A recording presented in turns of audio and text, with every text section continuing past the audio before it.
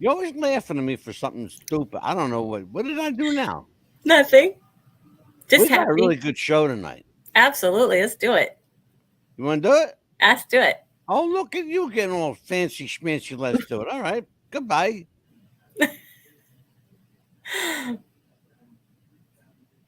Some viewers may find the following video disturbing. Viewer discretion is advised.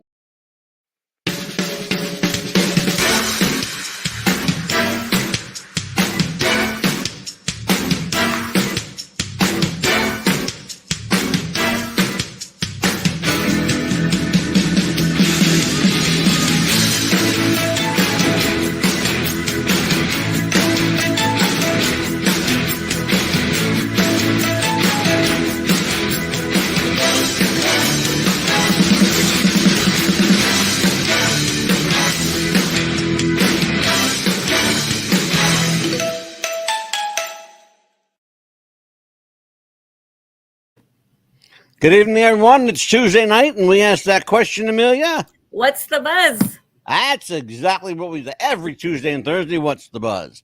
Tonight, we have an amazing show, a really different kind of show. It's a little graphic. It's going to be a bit graphic in nature. So I want to warn everybody, if there are children under the age of 18, you might want to have them go watch SpongeBob or Barney the Dinosaur, because this is going to be a little adult tonight. Absolutely. First of all, before we get into our conversation, how you doing? Doing good. How are you? I'm fine, but you're always making fun of me. Like you're laughing at me before we went on the air. No, I'm just a All little I did was happier show today. up. What I do? Nothing, just a little bit happier today. I didn't have as much disgruntled patience and just Let's as be they honest say. about it. You're happy because Karen's not here. I know why you're happy. I'm not stupid. Hey, I'm a team Anita here, so Well, let me address the elephant. Okay, Karen, who was here with us last week, is not with us this week. Things did not work out the way we had hoped, so we parted ways, and we are going to address at the end of the show an important announcement in that regard. So, but tonight's show, Amelia, we have a good one. yes, It's Richard Ramirez, LA's infamous Night Stalker.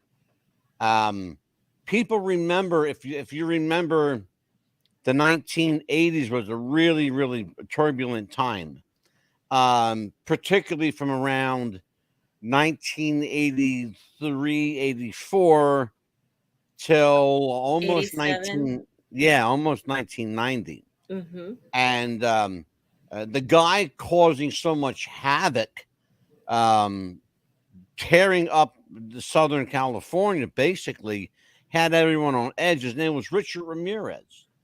He would come to be known by his given name by the media. They called him the Night Stalker because he preyed on people largely at night, although he was kind of brazen in the beginning, where he would walk into people's homes in broad daylight and kill them.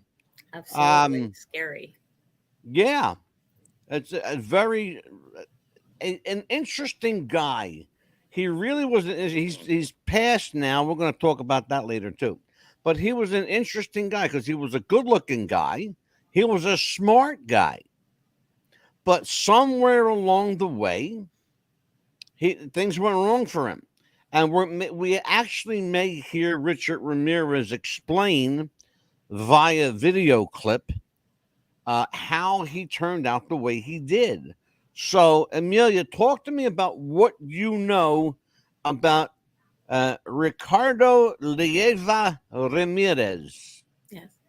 Well, I mean, I know that he was born as he was 5 years old or so, as you recall, that he was very protective of his older sister. I do know that he was one of the 5 children, but he was the baby.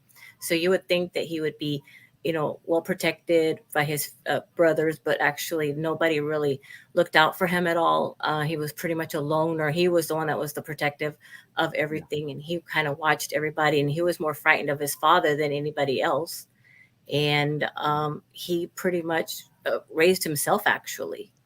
Well, you say he was afraid of his father with good Mhm. reason. His father Yes. used to beat the shit out of him. Yeah, pretty much. He watched actually his older Yeah. brothers get beaten up more His bad than he did. father, what I understand, and I know quite a bit about this case because I lived through it. Yes.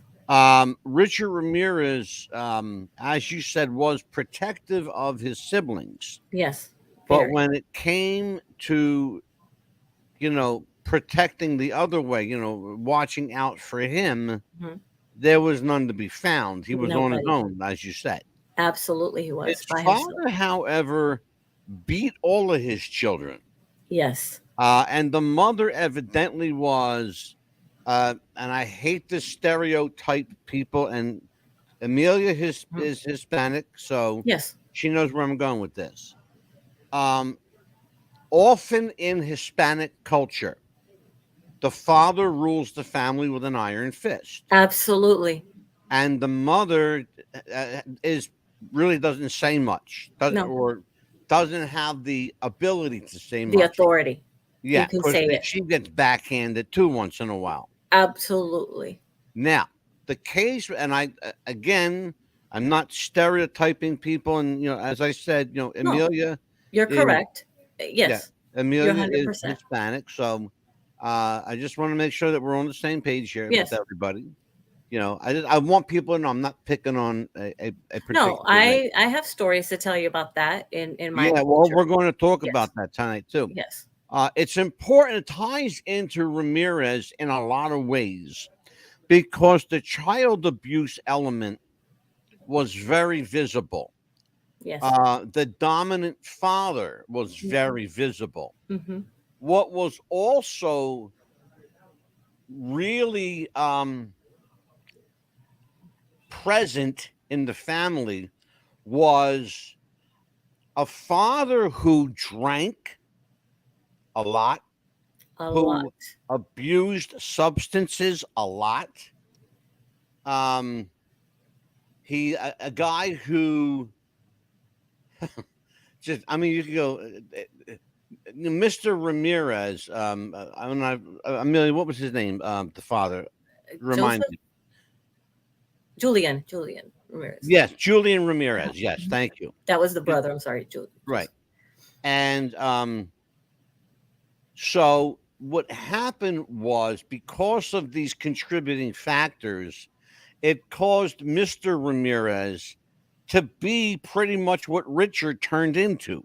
Absolutely. He saw his father as a little kid, even though he got the shit beat out of him. He revered his dad. He idolized his father, but his father was a child abuser, a drunk, an alcoholic, Mhm. a drug abuser. Granted, it was pills to start with, but then he graduated to cocaine, and marijuana, And then a mixture of alcohol. and a mixture of alcohol did not help for No. sure. Absolutely. Hey, we got our friend. I want my slaw is back in there. He says, I'm not familiar with this case. Slaw, trust me when I tell you, within the next 20 minutes, you're going to be familiar with everything about this Yes. case And more. and more. Yes. Yeah. But here's the thing, though, and I want people to understand this. If you want to know if there's a recipe for disaster, a recipe for what makes a serial killer, what makes a guy snap, Richard Ramirez is a perfect classic example of what not to do right. Because this Exactly. man did everything wrong. Absolutely. And then his Okay. father was, when they first lived in Mexico, his father was a policeman in Mexico. So imagine Yeah. what his father did back then in Mexico to the prisoners. So We'll talk about that, Amelia. yeah, you want to know, Mexican prison is not something you would think that the American prison is like.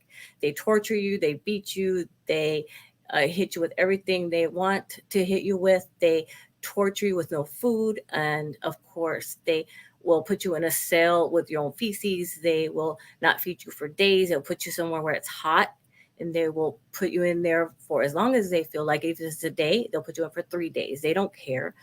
And they will put you in there with other prisoners too. Amelia, talk to everybody about the differences between Mexican justice and U.S. justice. Explain to people, because they think that this only happens in movies. No, it's This actually is for true. real. It is very real, because in Mexican prison, they'll feed you bread if they want to feed you, and if they want you to have water, they will. Yeah. And they won't feed you. They won't feed you for days, and they will not clothe you. They will not bathe you. They'll tell you when Right. to bathe, and they'll tell you when not to bathe. And what she's telling you is absolutely right. It is true. It's absolutely true. It's a Mexico has some of the harshest prisons in the world. Absolutely. I actually had a guest on this show during an episode of Mob Talk. His name was John. In fact, it is John Alight. John Alight was a mafia hitman who spent some of the harshest times of his life in a Mexican prison. Here's a guy who fought and killed for a living, right? Who barely made it out alive because that's how bad it is there. And he said that's the worst prison you'd ever want to be in, is a Mexican prison. Out of all of them. And if you don't believe that, ask John Alight. Absolutely. So let's talk a little bit about this guy, Richard Ramirez. In case people don't know what we're talking about, let's just show them here, Amelia. Oh, yes, please. Okay.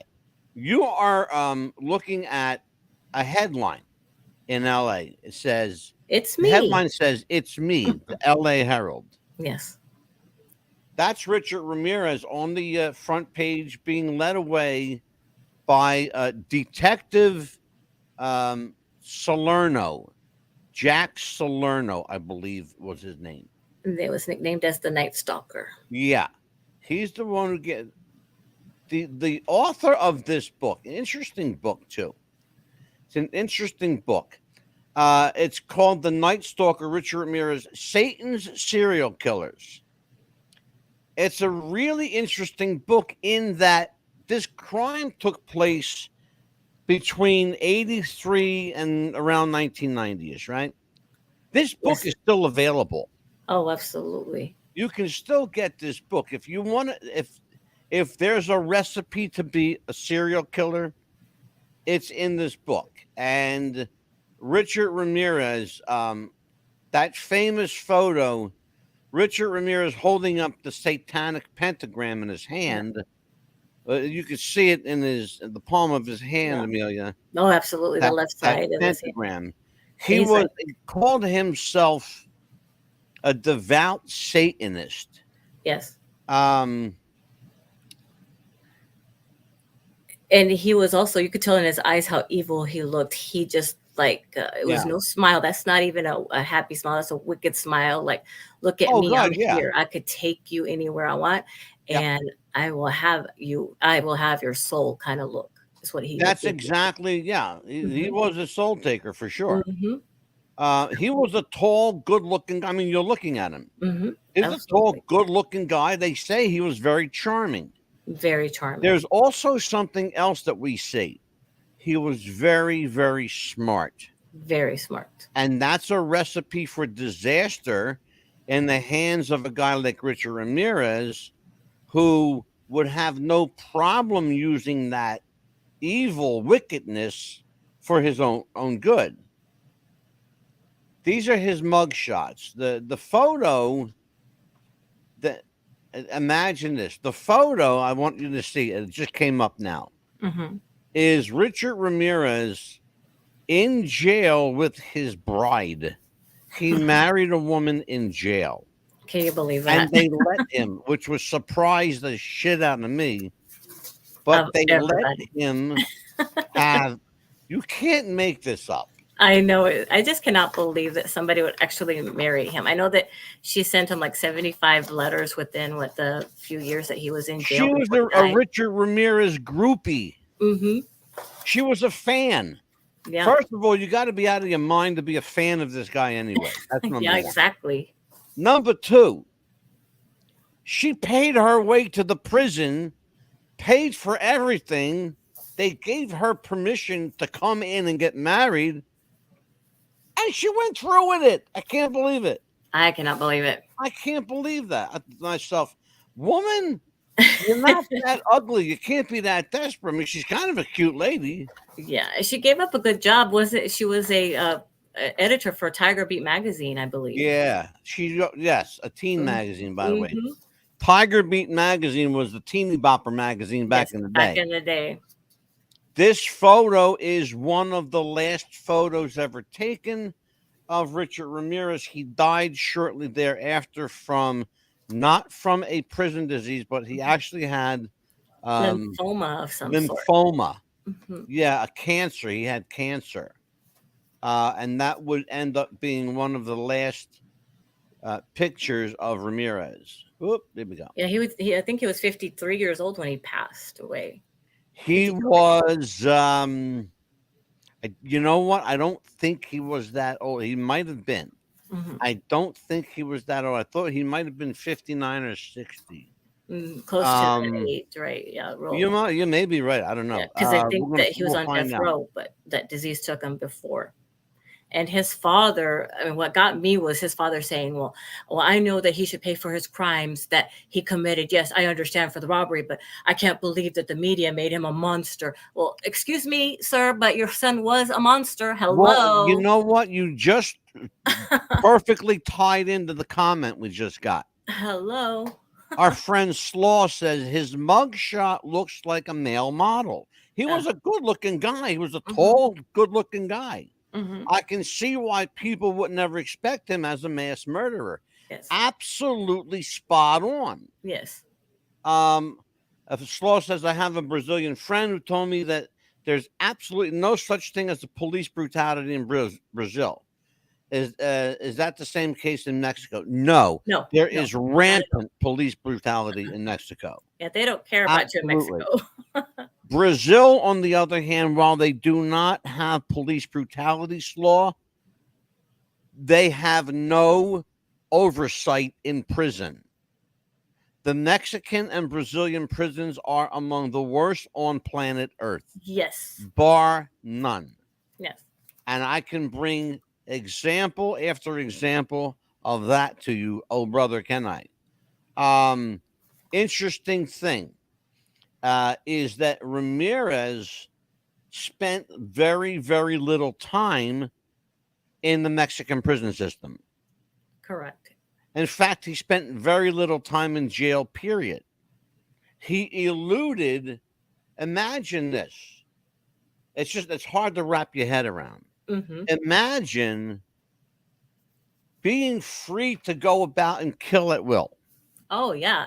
Anytime you want to with anything. And getting away with it. Tire iron, machete, years. gun, anything you can get your hands on. And got away with it for years. Here we go. Yes. Oh, Slaw. I'm sorry, Slaw. What I meant was that cops can't be charged with. You're absolutely right. Correct. They can never be charged with police brutality. It's all part of the system. Oh, yeah. And money. That's their judicial system. Mm-hmm. Slaw also says they can brutalize people as much as they want. That's what Amelia just said. Absolutely. Oh, absolutely. Yeah, as long as and they you don't are powerless to do anything about it. Yes, because the Let's take mafia a look owns at them. this. Ramirez's first victim on June 28th, 1984. Jack Vincal visited his mother's apartment in LA's Glassell Park neighborhood. He noticed a window screen missing, the door unlocked, and his mother's belongings scattered about.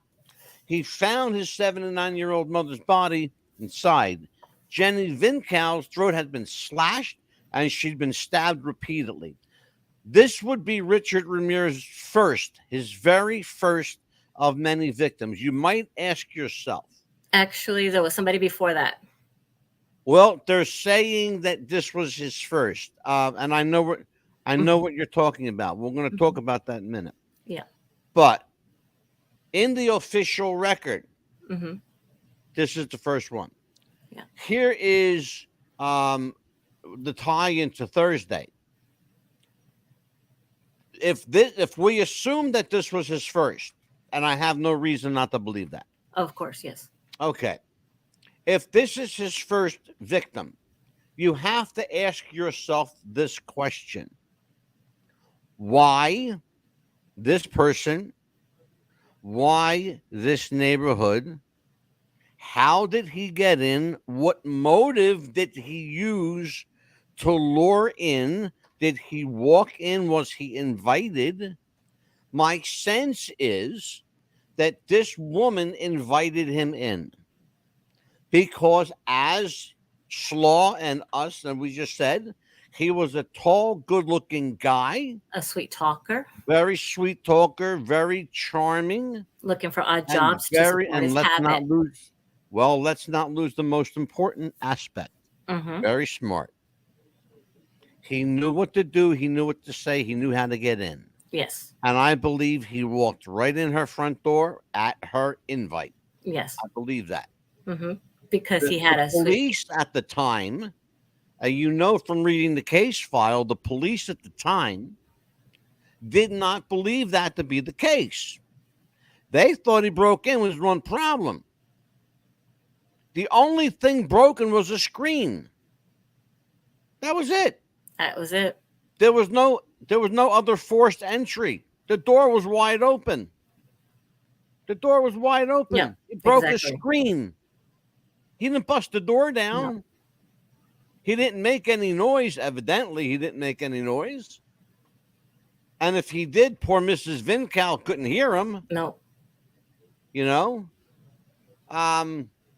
Your thoughts on all this? What do you think? Why do you think this was regarded as his first victim in the Glassell Park section of Los Angeles? Part of, he would go around maybe looking to the houses, nice part of town to see. Exactly. Nice neighborhood. Exactly. To see, look at the victims to see what kind of people who lived there, if they were alone, and how many cars would be driving up around that neighborhood, and what time she got home, if she lived alone, basically, and what kind of jewelry she probably had on, because he would be looking around.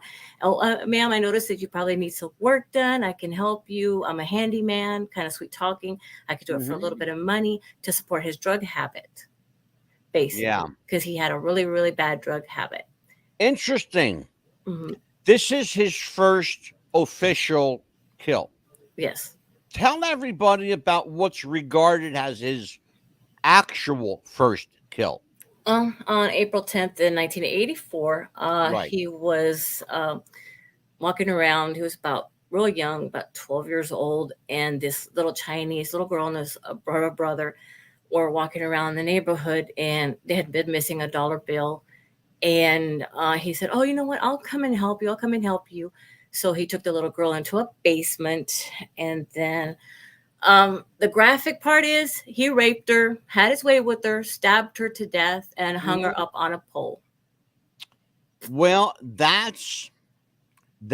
in that regard, that's why they don't believe that he did it. And then they had evidence afterwards to prove that it was him. Yeah, but there's some forensic problem with that, because it goes against every MO that he ever had. And so it's still, even though they believe that to be, I should say, I want to caveat this to the audience. Could have been his first victim. Let's just put that quotes. Certain members of the Los Angeles Police Department, certain members of the LAPD believe that Ramirez did that, while a great number don't believe it fits his MO. I'm not a police officer. I'm not a detective. Mm-hmm. I can tell you it doesn't make sense to me. I heard that forensics had that they had his semen tested and it matched his. That's what I found out. But you're talking about the early, but Amelia, remember though, again, and not to argue the point. I'm not going to. No. But you have to remember that DNA analysis was in its infancy. Mm-hmm. We're talking about the early days of DNA collecting, DNA sampling, DNA processing. That's a really, really complicated, very convoluted subject. And I don't believe, based on the MO, the one thing that they say he did goes against everything. Hanging her up on a pole. That's the one piece of this puzzle that doesn't fit. Everything else that you mentioned fits perfectly. It fits perfectly, except hanging her up on a pole. That's not something that he that he's credited with doing. You know, we talked about the mindset Right. of the serial killer. They're very proud of their work. Oh, very proud of their work. You know, they really, really are. Let's see what Slaw is saying. As a sidebar, Richard Marino was born on February 29th, which is That's what I was going to get to. Day. That's gonna, yeah. A very rare birthday. And thank you very kindly, Slaw, for pointing that out. Yeah. We were going to get to that. He Yeah. was born on a leap day, leap year. Okay. And that's important to remember. There are some people who believe. Don't ask me. I don't understand the astrology. I don't understand the superstition about it, but there are a number of people, particularly Hispanic and ethnic people, who believe that there's some correlation between leap year and the moon and good and evil. I don't get the whole thing. You know, I'm a psychic. I'm not an astrologer. Okay. I don't get like the whole moon, you know, cryptic stuff like that. That's all different stuff. For me, it's all bullshit anyway. You know, everybody knows that how I feel about astrology. It's horse shit. It's junk science. Let's talk about this. Here's a really, really critical aspect of this, Milia. So he makes his kill. Let's say it's 1 or 2 at this point, right? Right. Yes. 8 months go by. 8 months go by from Jenny Vincal's murder before he would kill again. Okay, now if he's got a taste of first blood, why is he waiting 8 months? Or does he realize, and let me wait and see if I get caught? I think that's the point, to see if Is he waiting to see who catches him?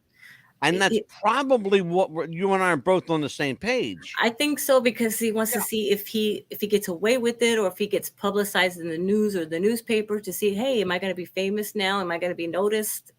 To see if tell everybody about that. Yeah, because I mean that's how they think. They am I going to have my 15 minutes of fame? Am I going to be noticed right now, or should I just kind of keep it a low profile right now? But you just put your finger on the hot button of the night, right there, right there. Who's going to notice me? Am I going to become famous? Yes. Okay. We got to remember something, people. Serial killers are like everybody else. They want somebody to notice them. Yeah. It's like me. That was me. Remember, and they're going to leave behind a sign as well. They're going to leave behind something. Yeah, well, think about. Remember what we did. Yes. In the Zodiac case. Yes. The Zodiac wanted people to know it was him. Absolutely, he left it behind a calling card every time. Yeah. Basically. And also too, I think the reason that they had wanted to pinpoint going back to the little girl is because his cousin had just come back from the Vietnam War, and he had watched his cousin kill his wife in front of him. I think that's probably why they tried to pinpoint that. Well, we're going to talk about that. Don't get too down into that rabbit hole. We got a show coming up Thursday where we're going to get into that. Oh, we're going to get to that one. That's going to be a show, people. You're going to have to watch us with that one, and we want you to interact with us with that. Give us your opinion. And we really want to know what you think about that as well. Yeah. We have a new listener tonight. U2 Wavy. Hey, U2, what's happening, babe? Hey. Welcome to the show. Join us. Questions, comments. Absolutely, please. Yeah, hop in here and give me your 2 cents. So he waits all this, and I think you and I are exactly on the same page. Absolutely. He's waiting to see who's going to notice him. Is anybody going to come looking for me? Exactly, to see And how. am I going to get caught? Yes. And then, of course, he's going to have ways to, at that time, he's going to say, okay, now that I haven't been caught yet, or what am I going to be doing now? Yeah. What's going to be my next victim? That way he can start stalking. And U2 Wavy is spot on. Yes. Spot on. He Yes. actually did. He had a close bond with his cousin, an older Very cousin. close. Yeah. And he would show him people that he tortured and killed in Vietnam. Yes. And Ramirez was very impressionable at this age. He saw this devastation, death, and carnage, and was like, "Oh, that's cool." Very cool. That's He cool. loved it. Mm-hmm. Well, what are you going to say to your older cousin? Be ashamed of yourself if you killed people. Yes. You don't ever, even though nobody condones death, but we're not going to say, oh, it's okay to go out and kill people. But he did do it in the commission of a war. Absolutely. And all's fair in love and war, okay? You get shot or you shoot back, Yeah, and a lot of how the it pictures were women too, so that's probably where he got that God, idea. yeah, sure. And then too, in the Spanish culture too, your cousin is more like your brother too. So it's like we're all related into one family. So we're gonna be close and we're gonna love each other as one.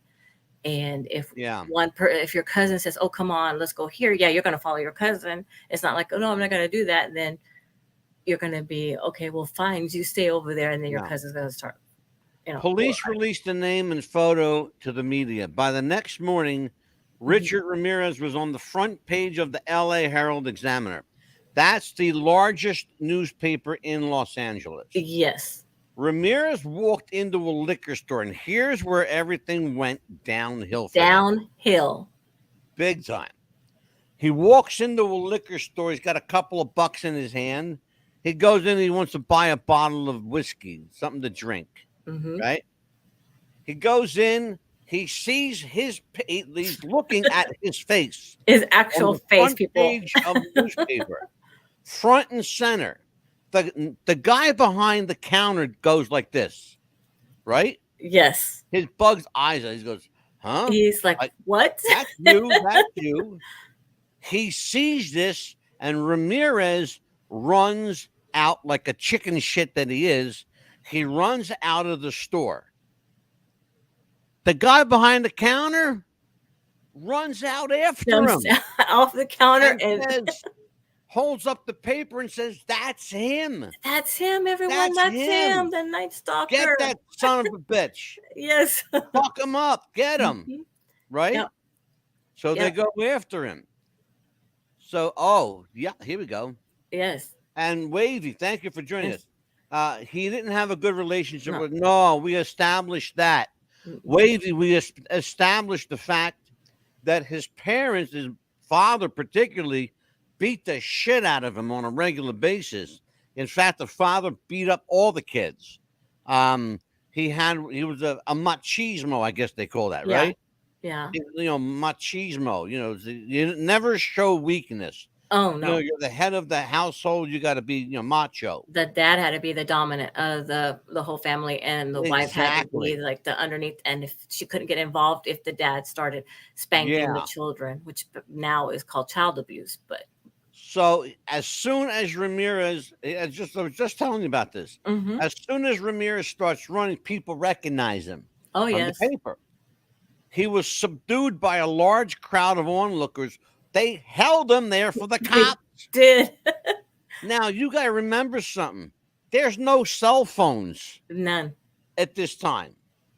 Somebody had to run to the payphone. Mm-hmm. Somebody had to run to their house and use their Yeah. telephone. There was like 30 They, people that remember them held them old down. phones that used to be able to pick up and Yes. okay, that's what we're talking about. Yeah. So they run after his ass, they catch him, and they hold him there for the police, right? Yes. He was tried, convicted, went to court. You're going to see some of those court pictures too. He was given 19 consecutive death sentences. It's the longest and most severe criminal penalty ever levied by the United States District Court. The longest in U.S. history, before or since. Not even to this day has a sentence been levied that was that long. And the most expensive court case ever. Yes. How was his killing for? Oh, how long? He there are some differing opinions. Some people believe that his killing spree went on 4 years. 4 years, I believe. Some people believe it went on for 7 years. There's two figures, 4 and 7. I don't believe the 7 number. I think it was 4, more likely. Yeah, 4. I don't. There's some people who believe that his killing spree started 3 years before his initial official first killing. I don't buy that. Is it impossible? No, it's not impossible.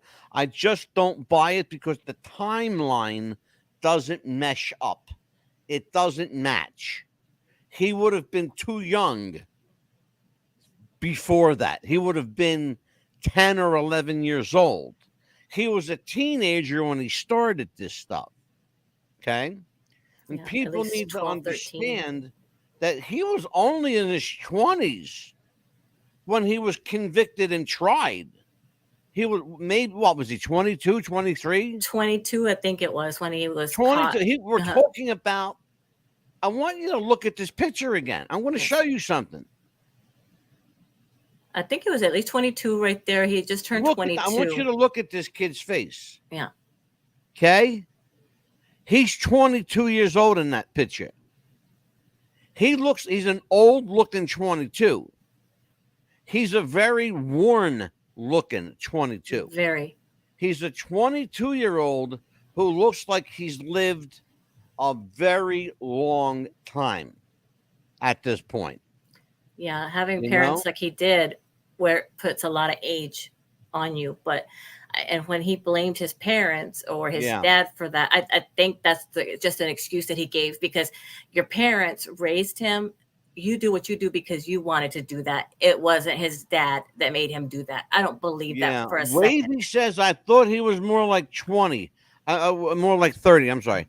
I could see why you would think that. Our belief is based on, again, all the shows that we do are based on the official police, the police reports. Yes. Not media speculation. We use court transcripts. We use the police reports. We use police documentation. Where we don't go by the tabloids, and we certainly don't go by what a media outlet may or may not have said. So, based on what you're seeing, again, let's take a couple of pictures here. I mean, look at him. Mm-hmm.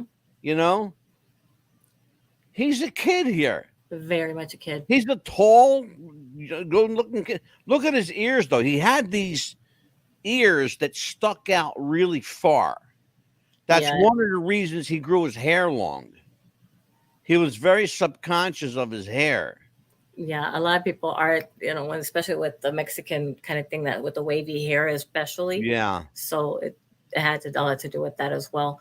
But from him saying, that interview that I had seen earlier, saying that his dad beat him, things like that, I don't believe that for a minute. I'm sorry. And I'm not sorry, because you did what you did because you wanted to do that. Hello, your dad and you beating you did not have anything with you wanting to beat those people up, killing them, whatever, slicing their Yeah. throat, killing them. That was all you, Richard Ramirez. Wavy says, I love having new people here. This is great. Me I love too. talking about stuff like this. Wavy, we love having you here. I want to Absolutely. invite you to stay subscribed to our YouTube, Please, yes. join our Facebook. Amelia, Yes. tell YouTube Wavy about our Facebook. What's the Buzz Popcast? Welcome. Yes, it's What's the Buzz Popcast. It's on our Facebook page. And of course, we also have What's the Buzz. And join us on YouTube as well. And our group page. Yes, our group page is What's the Buzz Popcast. Popcast, yes. Yes, and we're also on Instagram as well. Wavy, do me a favor, brother. Or I'm assuming that Wavy's a brother. Or Miss. Or Miss. But I think Wavy is a male. Mm-hmm. Do me a favor. Hit me up on my Facebook inbox. Mm-hmm. It's you'll find me there. Just follow me on Facebook. Yes. I want your contact information. wrestlingwiththefuture@gmail.com. wrestlingwiththefuture@gmail.com. Hit me up. I want your contact info. I want to get a hold of you. I have a proposition for you because you came in on a very good night tonight. Absolutely, and you'll like it. Really good. Amelia and I are smiling because we know yes, we know something you don't know. Yes. So we're going to have a good he said, time. Okay. Yeah, good. Absolutely. Yeah, he sure did. He went, okay, good. We like having you here, brother. Yes, absolutely. Love having you here. So, Amelia, yes. Let's talk about what people in this case had to bear witness to. They had to bear witness to Richard Ramirez being sarcastic. Yes. Taunting the victims' families in court, shouting things like "Hail Satan," "I'll see you at Disneyland." Oh, yes. Like he was really like rubbing it into these people big time. Like I'll have your soul already, or I have your family's soul, or something like that, to that effect as well. And then also the husbands witnessing their wives being raped before he killed them. That was another thing as well, but that I could not foresee. I Want My Slaw brings up a problem that I had earlier in the show. Mm-hmm. Slaw, I made this comment earlier. Amelia points out that there was a case attributed to Richard Ramirez before 1984. Before, let me get the date for you. Before with the little girl in 1984, April 10th? No. Hold on. Before June 28th, 1984. That's the first official Night Stalker killing. Yes. Okay. But Slaw is asking a very valid question. He goes, the problem I have with DNA evidence is that it's too easy to frame somebody. And Slaw, you're making my point. Because I said to Amelia earlier, this was in the infancy of DNA collection and evidence gathering and DNA processing. This was in the very, very early stages of this. We were just learning about DNA. So I really don't believe for any credible reason that before June 28th, 1984, that Richard Ramirez killed anybody. He would have had to have been very, very young when he did so.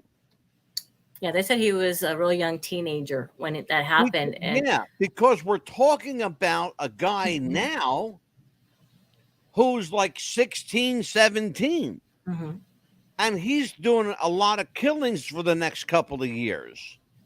You know? Right. What I don't understand is if something like that then happened, how come he didn't come forward and say, hey, I didn't do that? And please say to his attorney, hey, why don't you tell them I didn't do that? Can you have some proof that I didn't do that? Stand up for me and just say that I did do everything else but this? Why wasn't that put in court? Okay, Amelia. shed some light on this one. You too, Wavy says, I might be wrong about this, but what's it wasn't the way. Oh, waiting at the dentist for. Explain this dentist thing. Waiting at the dentist. I know that he was wanting to get his teeth fixed at one time, so that way they couldn't prove anything in case it was bite marks. Oh, I got you. Okay, Yeah. you know what? Okay, Wavy, I get it now. Yeah. Yeah. Okay, so I wasn't sure Because if you look at his teeth, heard. they're real bad. Yeah, you know what? And that's funny because I heard something to that effect. I wasn't going to give it credibility, and I'm still really not going to give it credibility only because there's not substantial evidence to support it. Right. It's hearsay, it's second and third hand speculation, but it's not substantial, like I can see it, feel it, Correct. handle it kind of evidence. Right, because he'd rather put a pentagram on his victims instead of anything else. He left the pentagram. Yeah, well, we saw on the palm of his hand, Yes. Mm-hmm. he was, with the pentagram. Now, Right. we have a man in the chat room. His name is I Want My Slaw. At the beginning, you said that you weren't familiar with this case much. You're going to get very familiar with it right now. And I want to just, for the next 4 minutes, I want to ask you guys just to watch this, and we'll be back. Yes. Special thanks and gratitude to Inside Edition for the use of this clip. His brutal attacks. I didn't particularly care for people. In a rare interview, Ramirez refused to discuss his own crimes, but had this to say about serial killers. A serial killer comes about by circumstances and like a recipe, poverty, drugs, child abuse. These things, contribute to a person, to a person's frustration and anger, and at some point in life, he explodes. Perhaps for Richard Ramirez, that anger and frustration turned to rage, which he in turn took out on his victims. His kill. Why on earth would you have hurt those people? Why did you kill those people? No comments. No comments. I cannot answer that at this time. What was Richard's motive? To kill. That's it? To kill. It's as simple as that. Richard Ramirez was raised in El Paso, Texas, the youngest of 5 children born to hardworking, strict parents. Eddie Milam was Richard's best friend back then and remembers when he began to change into a troublemaker. I did start seeing something going wrong with Ricky Ramirez. I think what really messed him up was the acid. He would do a lot of acid. The stealing, I noticed the stealing and then started as a peeping Tom and things like that. Ramirez's passion for burglary earned him the nicknames of Ricky the Thief and Fingers. But Eddie knew Ramirez had other serious problems when he was fired from a local hotel. He said he was fired, he was dismissed due to the cause that he had tried to molest 2 little kids that were going up the elevator. By 18, Ramirez was a high school dropout drifting around California. He stayed in Skid Row hotels, never seemed to work, but always had the money to buy cocaine. Friends say the Richard Ramirez they knew didn't date and wasn't the type to commit such heinous crimes. But convicted murderer Martin Kipp, who befriended Ramirez in prison, says he heard another side of the Night Stalker. Richard told me he needed to associate gruesome violence with sex in order to be completely satisfied. He also told me that he had to violently fantasize about his victims before he could go away sexually gratified. They are desires, whereas if I didn't give in to them, I would be crushed by them. I believe in the evil in human nature. This is a wicked world, and in a wicked world, wicked people are born. I'm not going to blame society, my race, or people, or anything. it is up to the individual like myself to keep on knocking on whatever door they want to get into. Because the victims and the methods of killing were so diverse, many experts felt there was no one Night Stalker. Detectives Carrillo and Salerno disagreed and finally broke the case by matching shoe prints. The subsequent trial turned into one of America's most notorious courtroom dramas, punctuated by continual outbursts from Ramirez. In that trial, Ramirez's fascination with Satanism emerged. As far as Satan is concerned, I believe in a malevolent being. His description eludes me, but I have felt powers that are evil. After an 8-month trial, Ramirez was convicted of all 13 murders and given multiple death sentences. I don't care about myself, really. I don't care about what happens to me. I never did, really.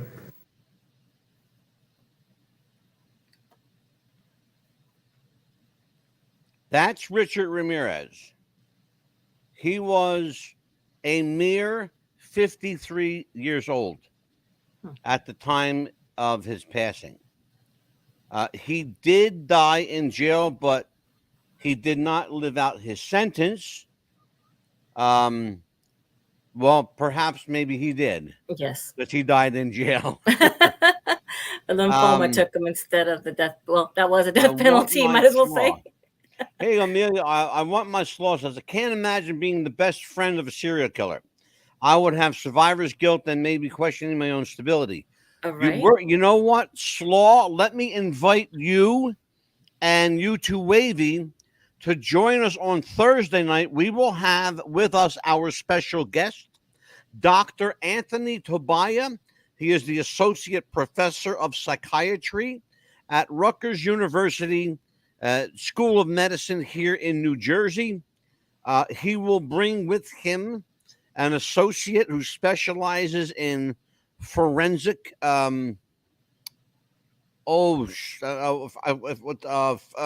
psychology. Forensic psychology. Thank you. You're I had welcome. a brain fart, Neil. Thank you. I had a brain fart. Excuse me, folks. That's why I'm here for you to help you with that. Appreciate it. But yeah, that would be something to ask Dr. Tobiah. Yes. What about survivor's guilt? What about that person who befriends a person like Ramirez? How about, I'll go one better. Slaw, I'll go one better for you. How about the woman we just showed a picture of moments ago who married Richard Ramirez in jail? Sent him love letters, especially. Wait a minute. It gets better. You haven't heard the best part. Oh, I know where you're getting at. Yeah. Yes. She left him. Mm-hmm. She left him. Ask me why. Go ahead, Amelia. Why? Why? Why did she leave him? She left him because she found out that one of the murders he did was in her neighborhood. And she thought about how quickly it could have been her. Oh, you mean that she wasn't going to commit suicide after all if they killed him on death row after all? Yeah, exactly. Oh, my goodness. Yeah. That was her devotion. She said, I'll kill myself if they kill you on death row. Oh, no.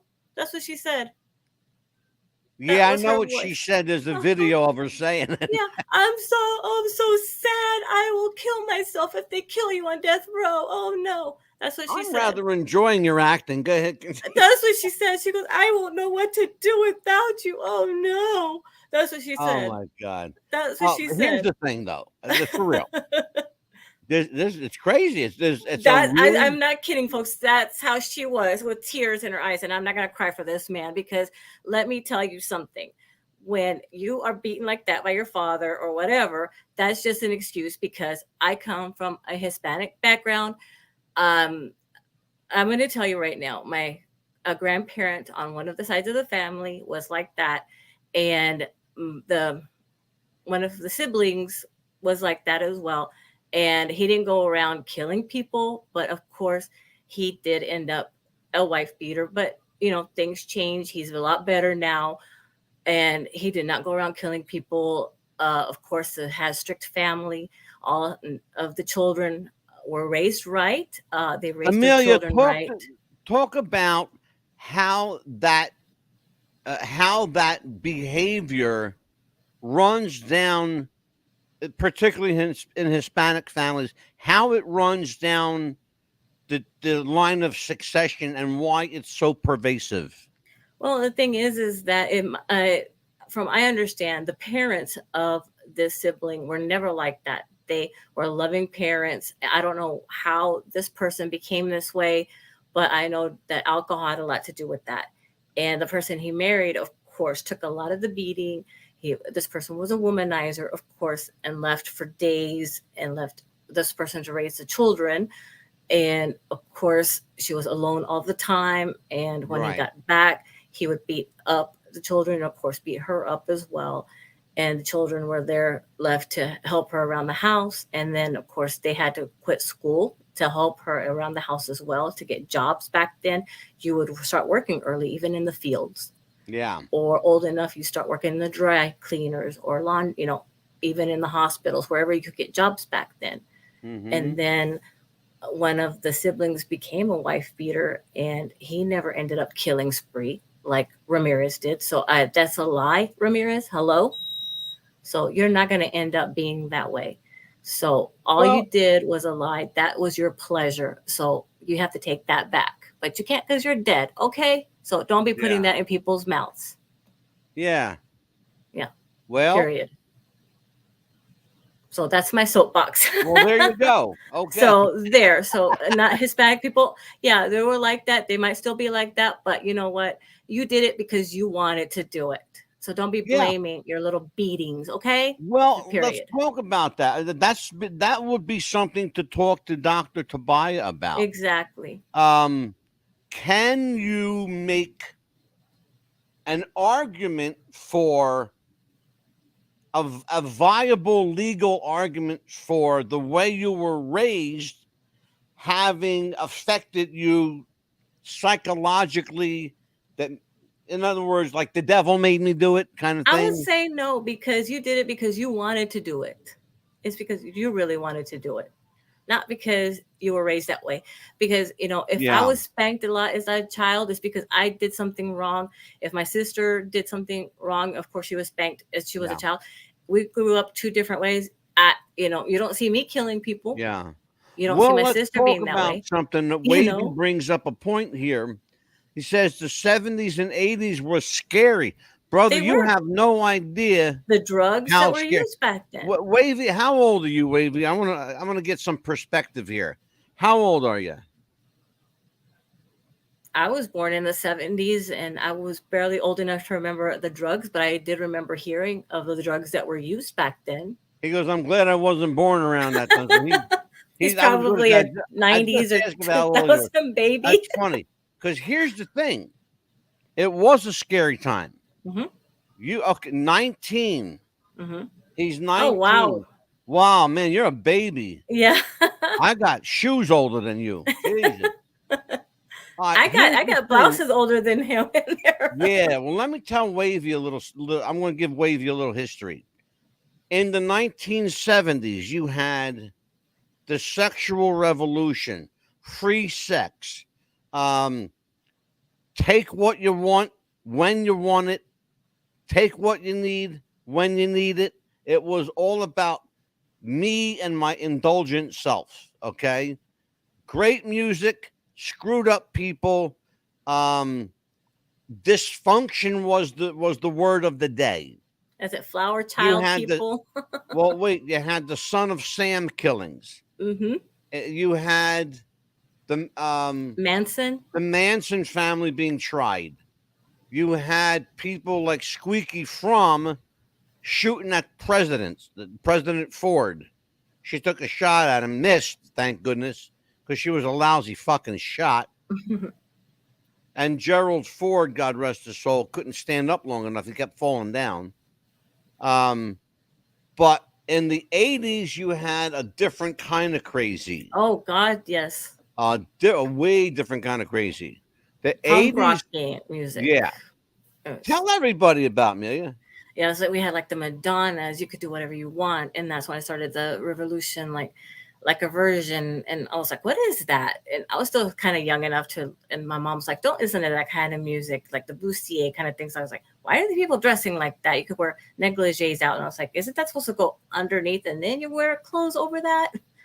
But wearing kind of like Free Spirit and punk rock, mohawks and different color hair. And now it was like pretty much still the same thing.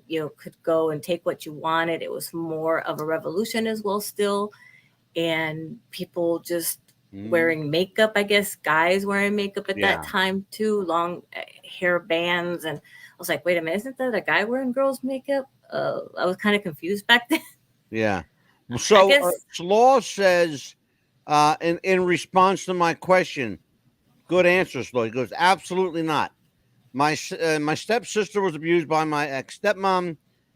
She even took beatings for my stepbrother when she was a baby. So her mother wouldn't hit her brother. And my sister is the sweetest woman. I want to ask Dr. Tabaya, because there has to be some switch that flips.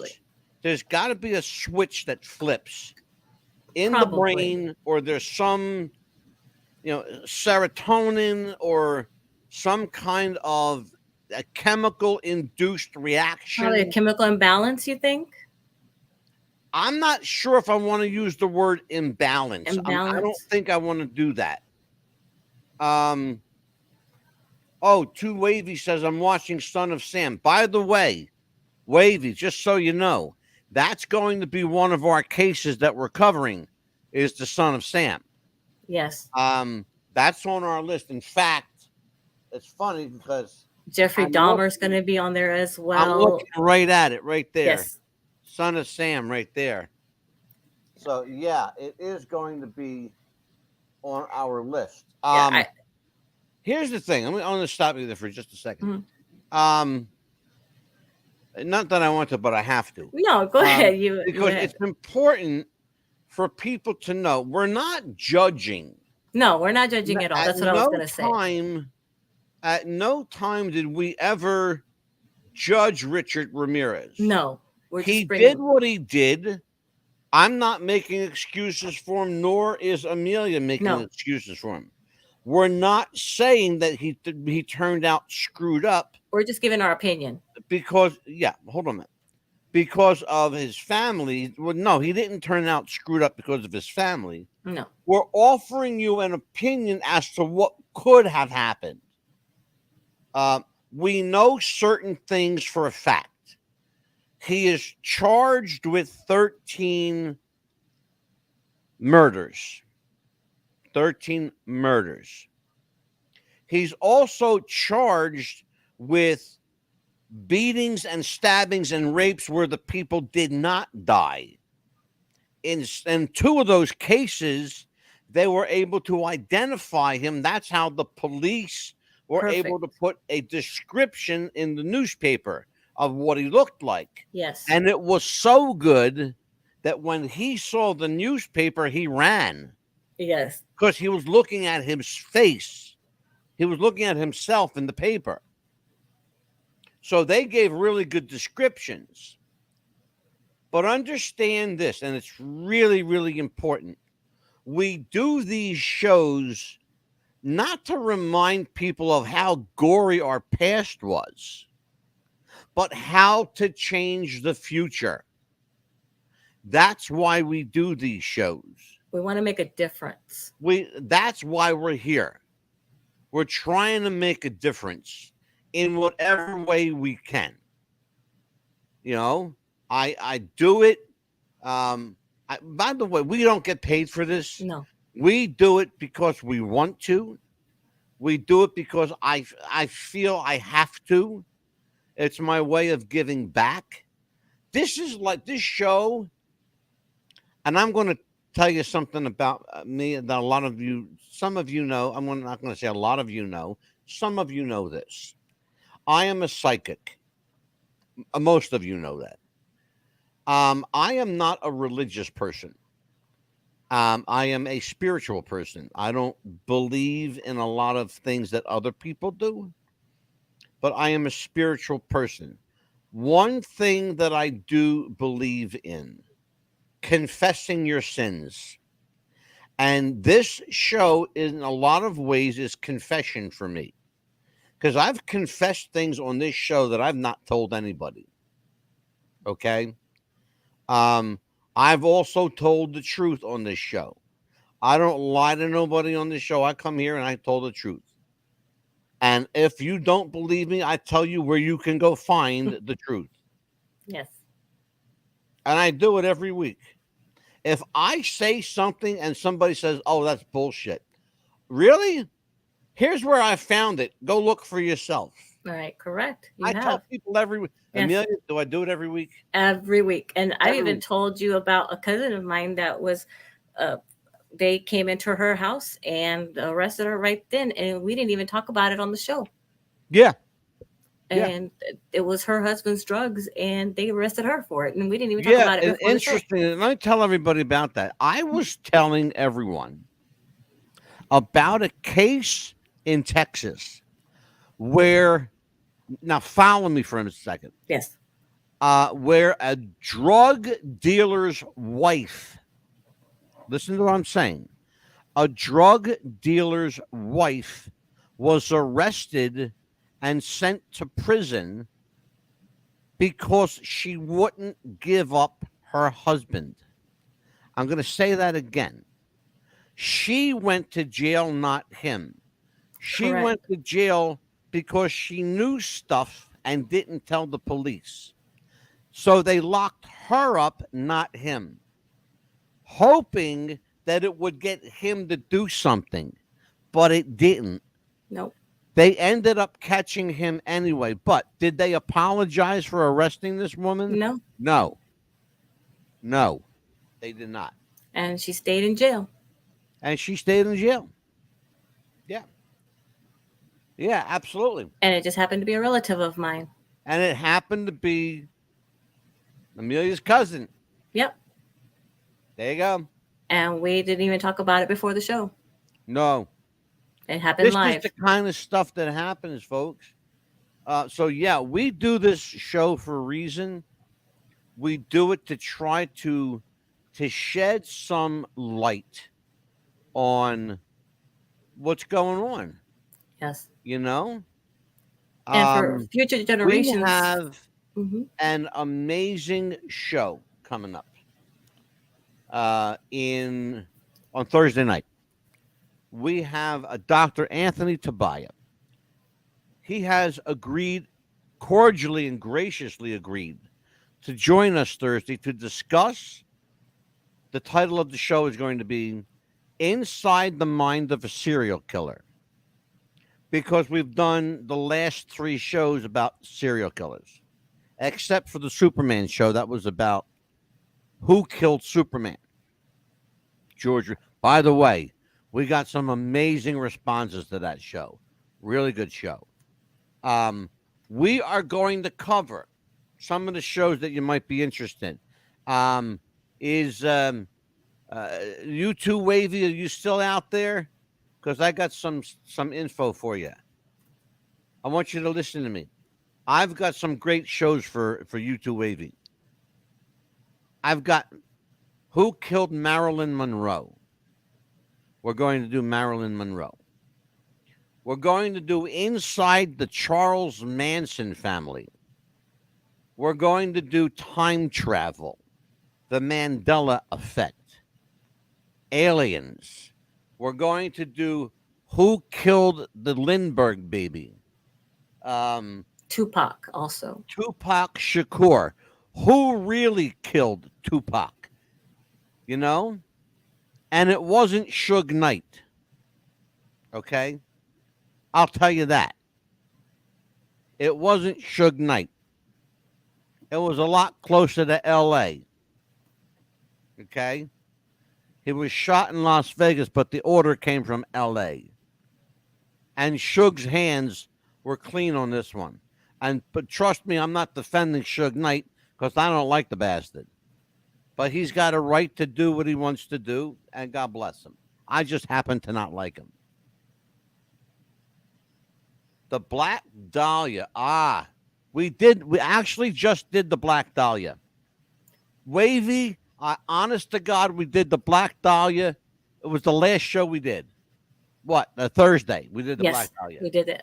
Thursday. Go onto YouTube, Wavy, and watch our Black Dahlia show. What an amazing show. Yes, we are doing Jim Jones, the charismatic cult leader. Yes. We're going to dedicate an entire show. By the way, one of the doctors that's coming on Thursday night specializes in cult behavior. So this is right up your alley. Wavy, this show was made for you, brother. Oh, absolutely. This show was made for Wavy. I might even bring Wavy on. Let's surprise everybody. And we're also going to be doing later on the John F. Kennedy as well. Yes. We're going to be talking about that. We're going to delve into part 2 of the Kennedy assassination. It is a hot button show. Very, very interesting show. You're either on one side or the other. There's no middle ground when you talk about President Kennedy. You either loved the guy or you hated him. There were very few people that said, oh, he was okay. No, they either loved JFK or they hated his guts. And you'll find that more people wanted him dead than alive. A lot of people, in fact. So we will talk about who and what and why John F. Kennedy was killed. Now, Amelia and I have an announcement to make. Yes. And this is important. We are looking to add to the show. I'm looking for at least 1 to 2 more people to help host the show. I think I found one of them tonight. So, you too, Wavy, if you are still with me, listening out there, I would like to invite you, young man, at 19 years of age, to join this old fart on the show. And You're not be old. be my co-host on the show. So, the chat is open. You can give me a yes or no right now. He's still there. Yeah, well, I see he's still there. I'm wanting a yes or a no. I want you on here. Would you like to be my other co-host? Think about it for 3 seconds. One. No. Give me an answer. I'm waiting on you, kid. Okay. Okay. He says, okay. Look, it's not a yes, but I'll take okay. I'm looking for a yes. I need you to write yes down. Right. I need yes for legal reasons. I need yes. All right. He's saying I He love goes, topics he's like this. teasing me, this kid. He's teasing me. There he goes. Yes. Okay. After the show is over tonight, in fact, I'm going to do this right now. I'm going to do this right now. Okay. Now, I'm going to send this to YouTube Wave. I think he's on. Yes, he's on the YouTube. He's on YouTube. Good. Mhm. That's what I was hoping. Mm-hmm. I got him right here. I'm going over to the YouTube. Amelia. Yes. Do me a favor. Absolutely. Talk to everybody for a couple of minutes. Okay. Yeah, and then also next week we're going to have Tamara Thorne and Alistair Cross as well as a returning guest, and also E.A. Elmer as well. We're going to discuss a book of his that he wrote. We're going to kind of stay away a little bit from the serial killer thing to kind of give everybody a break and kind of give us a break a little bit as well, to kind of like rest our minds a little bit about this, because I know that it's a lot of information that we've been handing out to everyone and ourselves, and to kind of like, as Angelo said, we're going to get a couple co-hosts as well to come on the show and get everybody prepared a little bit of what we're going to be coming up with. And he kind of gave you an idea, as well as the other people that we're going to be wanting to discuss in other cases. And also we want to make sure that everyone's enjoying the show as well. And if you want to give us some ideas as well, please help out on our page at What's the Buzz at Popcast. On Facebook, it's What's the Buzz Popcast. And of course, What's the Buzz on Facebook. We're also on Instagram and our YouTube channel. Please also become a member of our pages as well, and go to YouTube and subscribe as well. And that way, we'd love to have you as a member, as all our pages actually. And please give us your advice and your opinions. We also have a poll going on right now on What's the Buzz Podcast.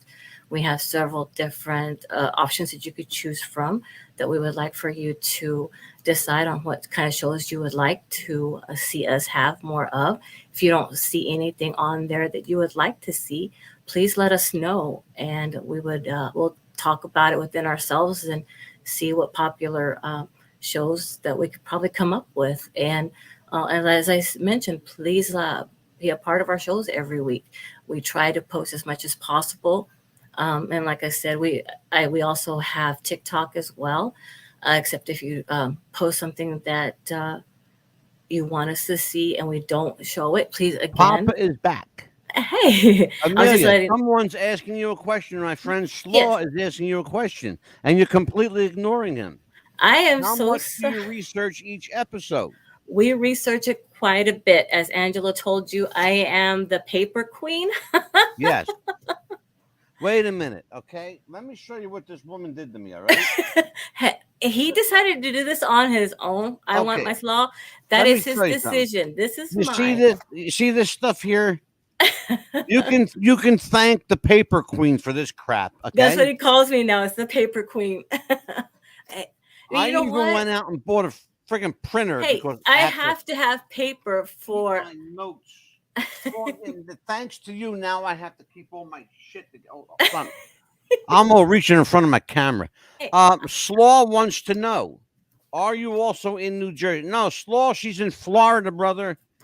I have to keep paper for my dog pen, okay? Some people have to put them in there. Amelia is in Wesley Chapel, Florida. Yeah. Trees are scared. They better be. They should be. She's a pit They better bull. be, because they have too many trees in Florida to take my pictures.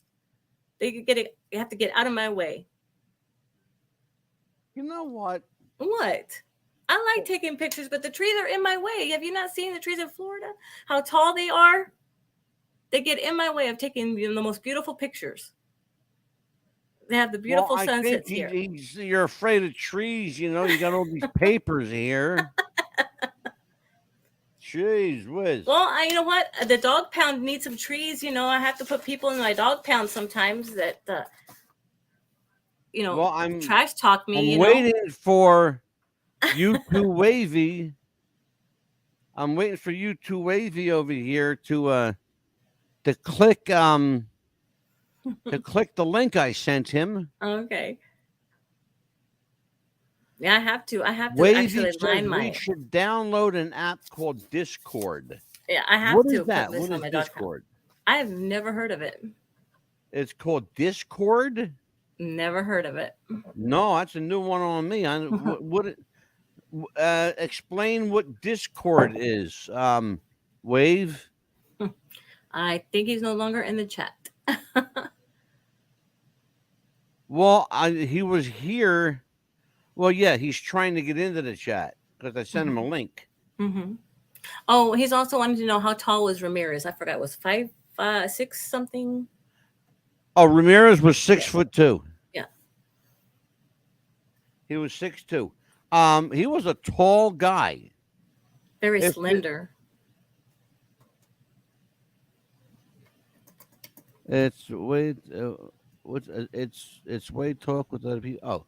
It's a way to talk with other people. Oh, he says Discord is a way to. I've never heard of it. I'll tell you what. Why don't you do me a favor, Wave? Click that link I sent you, and join me here for a few minutes, and I'll wait for you. Okay. Well, So, not really quite tall for a Mexican because my uncle was 6'2", and my nephew, my sister's youngest son, is going to be about 6'2", 6'3" when he stops actually, growing. the tallest Mexican on record, can't make this up, was a Mhm. professional wrestler. Oh yes, what's his name? El Gigante. El Gigante, that's right.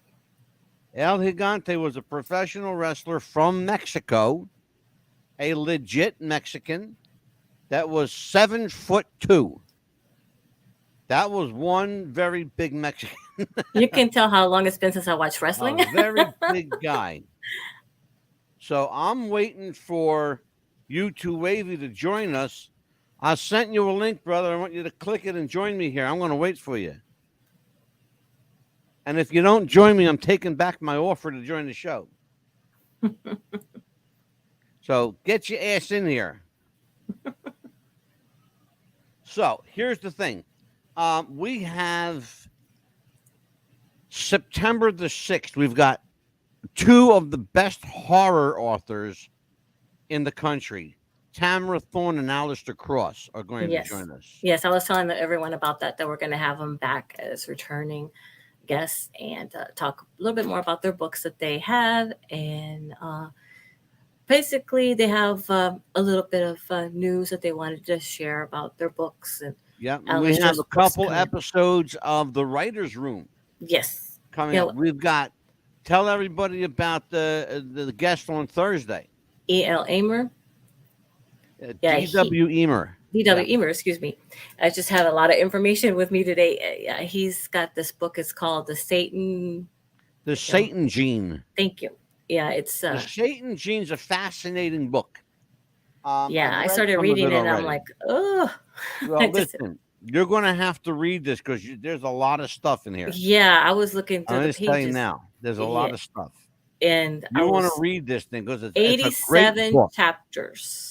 I saw, and I started reading that, and I was looking at the dedication and that it's fiction. I was like thinking about it. It's like if this book was what really are you babbling about?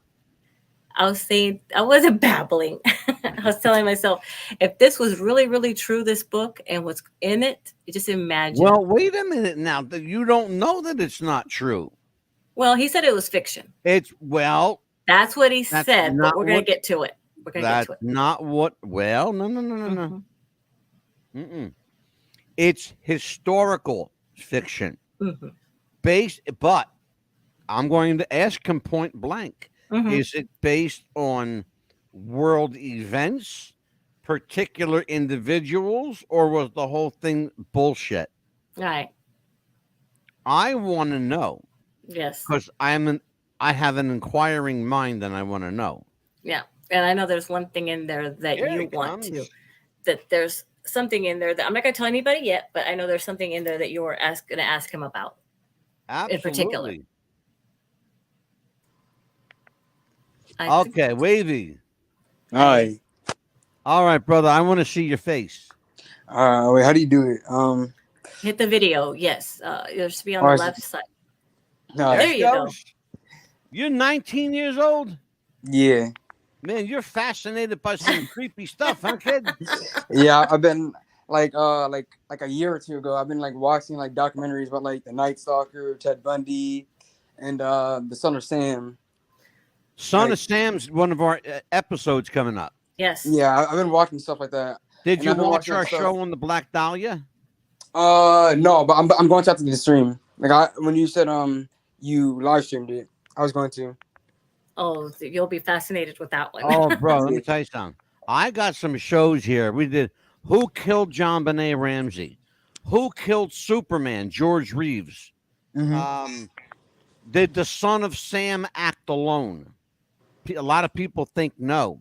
Was the Zodiac killer one person? There are people. Yeah, I heard. Think oh, sorry. I heard they caught the Zodiac killer. I heard they found him, like recently. Well, we think. Yeah. We think. I believe the Zodiac was Arthur Lee Allen. Arthur Lee Allen? I've seen documentaries about that too. Like a lot of people get sent too. I think he's the guy. I really do. I have a gut reaction to him. There's just something about him. But there's one problem, though. Even though they found all this stuff in his garage, the DNA didn't match up. Yeah, the DNA Somebody didn't else- match him. Yeah, and so we have to do a part 2. Yes, we're gonna and get your that. ass is going to be a part of that part 2. All right. Yes. Now, here's what we're going to do. Uh-huh. I'm going to say goodbye to everybody, but I want you to stay right where you're at. Okay? Yeah. So don't move. Just stay right there. Let me tell everybody good night and send them on their way. And so, folks, listen. Join us Thursday for Dr. Anthony Tabaya, Inside the Mind of a Serial Killer. Amelia, Yes. tell everybody what final announcements we have. Anything else? Pretty much that's what I was telling everybody earlier who was going to be on our show next week, and how to locate us on Facebook, and to please let us know any other shows that they have their interest in. And we have a poll going on. If they don't see anything on there that they want to see, please let us know. Go on to our Facebook page at What's the Buzz Popcast, and also What's the Buzz. We also have an Instagram page as well. I got one. And my slaw says, I want to know exactly how exactly did legendary comedian Bob Saget die? The story of him hitting his head doesn't add up. You're absolutely right, and that's why they're calling it murder. And we are going to discuss the death of Bob Saget. It does not add up. It did not add up then, and it's even more confounding now, given what we know. How do you die just from bumping? Apparently, all he did was bump his head. Right, and I the have family did not another release. one. Like when I was like in school, they said like the way Abraham Lincoln got assassinated. They said the guy came up from behind when he was walking the show and shot him, and then he just jumped down. I feel like that was the kind of setup. Like they set up Abraham Lincoln. Like yeah, I hear you on that one. I hear you on that one, Wave. This is a really interesting case. I want you to research this because it's a fascinating case. I'm going to talk to you in a minute about it. Slaw, you know what? Slaw, we're going to do that. I'm going to do that one. Amelia, put that on the docket. Okay. The death of Bob Saget. I'm going to do that one for I Want My Slaw. All right. But right now we are up on, it's 8:30. Holy crap. We're like wow. 30 minutes. Wow. Boy, did we go late. Interesting show. Thank you so much, Real everyone. good show. Thank you, everybody. We have to run out of here. Yes. Bye-bye.